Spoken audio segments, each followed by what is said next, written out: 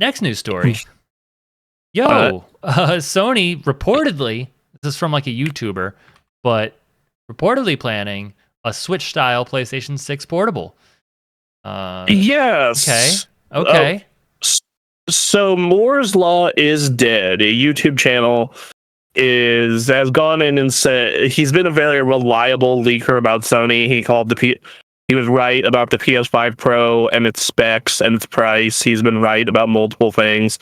And he has said he has seen multiple documents that calls out the planned PS6 portable. They're going to have two PlayStation 6s. Mm-hmm. They're going to have a regular PlayStation 6, a big, powerful box type deal. And then they're going to have basically a Switch-like. So he based on the specifications, cost the PS6 handheld would retail for around $500. They're planning a late 2027 release date. And then it should be about as powerful as a PS5 is what they are hoping. Okay. Yeah, I think that when docked is the big phrase there for the PS5 thing. So when undocked, it'll be probably less than that for sure. Probably where probably where next year's or the years after's high-end PC handhelds are, right? Right, I guess so. Yeah, that's what you would hope. Yeah. So, yeah, this is cool. I like this. I've been saying for a while now that this be where video games are headed.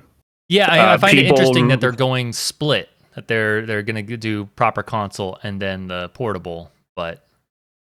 I'm curious if they're doing that to either A, make a cheaper console, or B, or they're alternatively doing it to like have their home box console be like the Pro equivalent.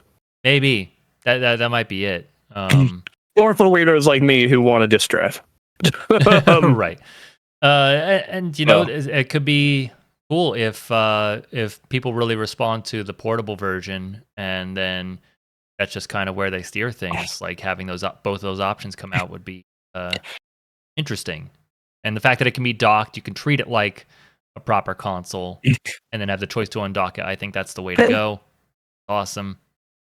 I want video game consoles to kind of go this way, just to, if nothing else, to like, all right, we're not pushing things crazily. Now the tech problem is like getting this working on the portable machine. Yeah, like I think that I'm very happy about the Switch and the Steam Deck because they have basically created this market and they've shown this want where people are like, I want to play my games when I want, how I want, which means on a TV or on a portable, you know, and I can carry my stuff with me, which inherently means, hey, we're not going to be pushing tech super crazy hard as much. And to be fair, you don't have to, because amazing games run on the Steam Deck. You can play Cyberpunk on a Steam Deck, dog. That's nuts. And on Switch too. Like you don't need these giant boxes or these, you know, this shit anymore. For most games, especially if they're well optimized. Yes, Snake Eater runs bad on a Steam Deck, so does Silent Hill 2. But most games work. Right. Those games work. And it's just like, yeah, if you want that bigger experience, you should be able to pay for that and get that. You know, you should be able to have your PS6 Pro, which will be $700 and whatnot, or you should be able to have your your giant tower PC with your 5090 or whatever. But I think most people, the sales of the Switch alone prove that most people would rather have great games and then the flexibility to play them where they want. Right. Yep. Yeah. Like I've had that experience recently where like I've been playing Ninja Gaiden Ragebound, and I'll play it a little bit during the day, and then before bed, I'll bust out the Steam Deck and like in bed, just right there, play some Ninja Gaiden and then go to sleep. Nice.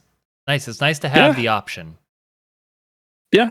And it doesn't have to be the craziest thing ever that, like they're not going to, but I would hope it would encourage less huge, ridiculous projects that take 8 years to complete. You would hope, like Nintendo has even said, like, yeah, shorter, smaller games. Yep. Like that's part of the plan with this, and I think it's smart because I am currently playing through Death Stranding 2, and I looked at how I'm like 7 hours into it. And I'm just like, oh, I have to do this through this length 3 more times to be done with this game. And like that's not like the end of the world, No. but it is. And maybe we're out of touch. Maybe we're out of touch because every time I bring this up, I feel like everyone's like, I like the long video game. I like long video games can be great for a number of people and a number of games. Sometimes it depends on the game itself. I just think I'm okay with a long video game, but I don't want it to be responsible for keeping me from checking out something, for 8, 9, 10 years for a game that like we used to enjoy some wonderful video games that would be, done and finished in like 3. Or at least 6. Like Gears of War 1 is a 6-hour game. Oh, I was talking about the Gears of War games. Oh yeah. Oh yes. Well, you want like Gears of War 2 took 2 years to finish. Right. That's like crazy. That seems nuts. Versus now, where at least for AAA games, yeah, you'll have it like, oh god, like it feels like a 5-year minimum now. Oh right, and I know there is like I was reading something earlier this week that like crunch was a bit more common and like so common that it wasn't even commented on before. In a lot of cases, and now we're, it most likely still happens. It's just, a little more, we're aware of it and it's frowned upon, but it happens and it's a reality in a number of cases, especially with AAA development. But there's that factor, but then also just like the technology aspect, like needing to make the biggest things that require so many people just to put this one project together. It sucks because it takes a long time for us to be able to experience it, and then sometimes like the core experience like ends up not even coming together, and they just have to cancel the game. Yeah, absolutely, Perfect Dark. Mm-hmm. And the thing is, I think Nintendo and I think a couple other developers have been really good about staying within scope. Like I think that Expedition 33 did take 5 years to make. Yeah. Once they got it like fully up to speed. But also that was like people like getting hired through Reddit threads and shit. Right. For a traditional studio, if you're not making something like Death Stranding 2 or Donkey Kong Bonanza, like a Game of the Year frontrunner, dude, this shouldn't be taking 5-6 years, and you're overscoping your shit too much. It's it's tough because like if you want to make a big, beautiful thing, you're not wrong for wanting to do that. I just want it to be known that like you don't have to make a game that people love. And I think that it's mostly the publishers pushing that, though. I don't think the devs are the ones going like, we need every hair texture to be perfect. We need the most photorealistic video game ever made. And it could be, there are different contexts. There could be artists that just like, here's a project where we can really push our skills. Let's do it. And then, things go out of proportion. I have no idea. There's so many different, developers that are trying different things, and some have expectations from their publishers. Some of them, maybe not in that way, but maybe there are other pressures. Some of them, I don't know. I just want it to be known that I'll play a Bomb Rush Cyberpunk to hell and back, like it doesn't need to be super crazy.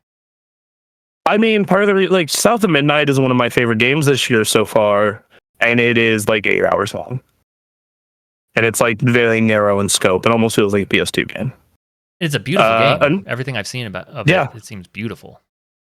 That game is, especially like the second half of it, like once you get out of the like pig farm area, is awesome. Okay. It's fantastic. Yeah. But I've also been playing Ninja Gaiden Ragebound, which, dude, that game, you could have put that out on if you were to just change the resolution, you could have put it out on PS1. Mm-hmm. Like, right. Like that game, it's you don't need to. As Ninja Gaiden 4 gonna be awesome and in Unreal 5 and look dope, and they partnered with Platinum, and it's hopefully gonna be the next big action game. Yeah, it'll probably be really cool. And I love that Street Fighter 6 and Tekken 8 look as amazing as they do. At the same time, I think people would be totally fine if it looked like what is it, Tokon? Like Marvel Tokon. Yeah, or even Guilty Gear Strive. I know that's not easy to put together, but it's not like photorealistic either. I mean, out of those three, like Street Fighter is probably the best optimized to that bunch. Right. If you're not messing around in World Tour, like you can play Street Fighter 6 on a Steam Deck entirely fine. Right. I was running sets in my hotel room most of Evo. Like there were people running tournaments on a Steam Deck, like side tournaments. Amazing. So like they're looking like a Steam Deck up to a dock and then hooking a pair of monitors to it and going to town. Yeah. I'm hopeful for this. I have this idea for where games could go, and it's not certain that that'll happen, but I'm hopeful for the PS6 being the Switch-like. Yeah, I have come to this point of where like I want the best of both worlds. Yeah, and hooking this computer into the television and 2 monitors while having a Steam Deck has been amazing. It has been an amazing setup. It is the best shit. It definitely requires a level of troubleshooting sometimes that's kind of annoying to put up with. And money, but well, yes, that too. Yeah. To be fair, I didn't need to go as ham on this fucking computer. If you can do this with a more sane gaming computer, provided you're not streaming at the same time. Yeah. Like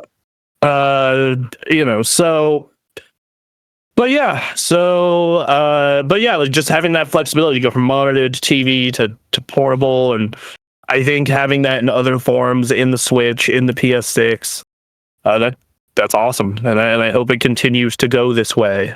I think it can work out for everyone involved. I think it can make for a better games industry if everyone takes advantage of the opportunities it presents. So yes. Yeah. All right. So we'll keep an eye on that. Next news story. Nintendo, that Switch 2. People like it. They be buying it.